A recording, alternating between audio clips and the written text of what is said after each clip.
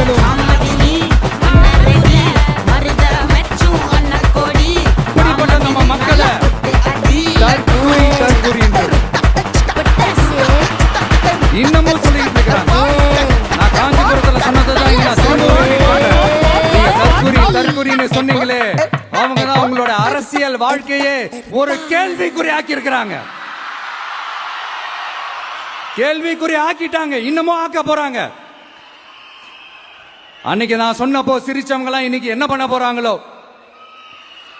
உண்மையை சொன்னாதான் அந்த கூட்டத்துக்கு கசக்குமே. உண்மையிலே நீங்க மக்கள் மனசை புரிஞ்சு வச்சிருந்தீங்கன்னா நீங்க இப்படி மக்களை தப்பாவே பேசி